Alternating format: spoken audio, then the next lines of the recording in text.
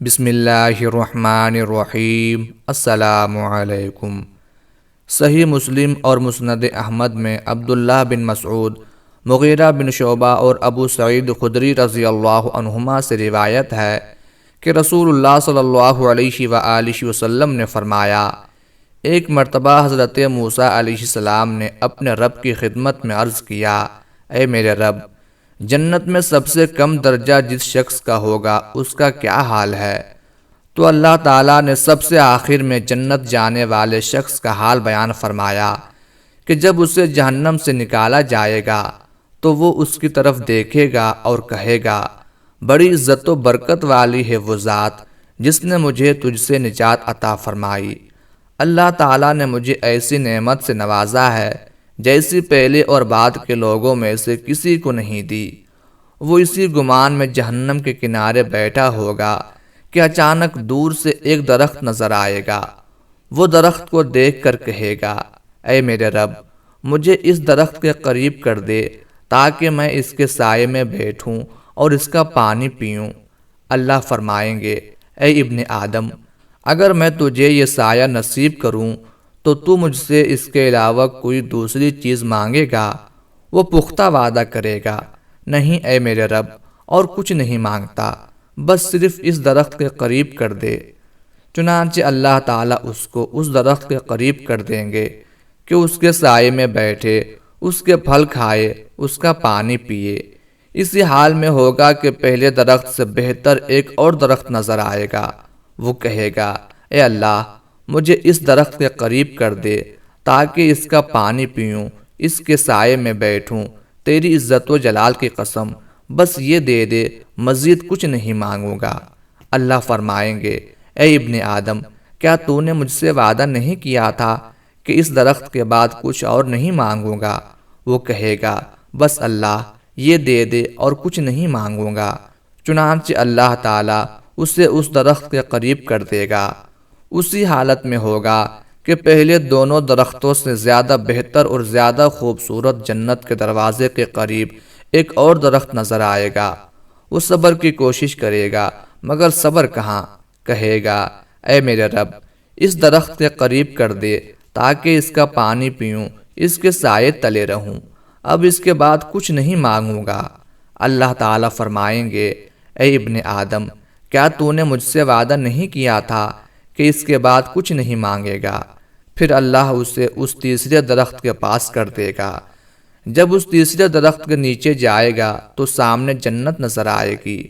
اہل جنت کی آوازیں سنے گا، اس کی نعمتیں، اس کے محلات اور اس کے باغات نظر آئیں گے۔ وہ ان کو دیکھتا رہے گا لیکن بالآخر صبر نہ کر سکے گا اور کہے گا، میرے پروردگار، مجھے اس جنت میں داخل کر دے۔ اللہ تعالیٰ فرمائیں گے، اے ابن آدم، مجھ سے تیرے تقاضے کو کون سی چیز روکے گی؟ کیا تو اس بات سے راضی ہے کہ پوری دنیا تجھے دگنی کر کے دے دوں؟ بندہ کہے گا، میرے پروردگار، کیا تو میرا مذاق اڑا رہا ہے؟ حالانکہ تو سارے جہاں کا پروردگار ہے۔ غرض اس بندے سے کہا جائے گا، جاؤ جنت میں داخل ہو جاؤ۔ وہ جب داخل ہونے کے لیے جائے گا تو اسے ایسا محسوس ہوگا کہ پوری جنت بھر چکی ہے۔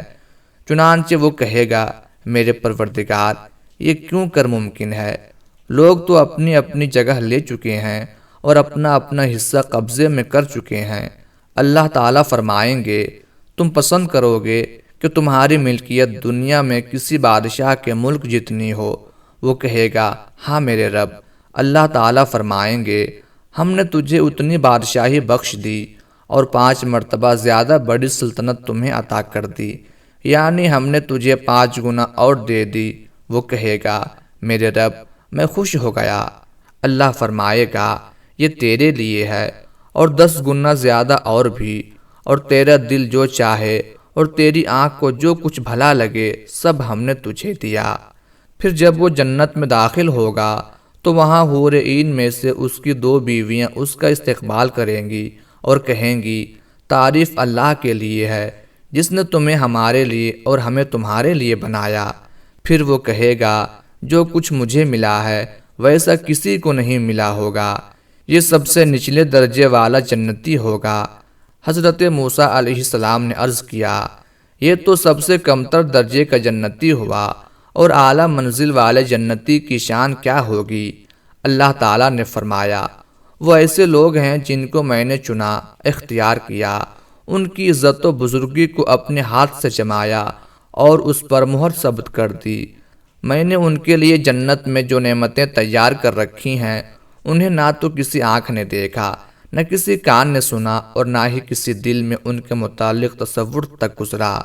مذکورہ آخری جنتی کے بارے میں صحیحین میں حضرت ابو ہریرہ رضی اللہ تعالی عنہ سے مروی ہے کہ رسول اکرم صلی اللہ علیہ وآلہ وسلم نے فرمایا، جب اللہ تعالی بندوں کے درمیان فیصلہ کر کے فارغ ہو جائے گا اور اپنی رحمت سے کچھ لوگوں کو جہنم کی آگ سے نکالنا چاہے گا، تو فرشتوں کو حکم دے گا کہ وہ ان لوگوں کو جہنم سے نکال لائیں جنہوں نے اللہ کے ساتھ کسی کو شریک نہیں کیا ہوگا، جن پر اللہ تعالیٰ نے رحم کرنا پسند کیا اور وہ لا الہ الا اللہ کہتے رہے۔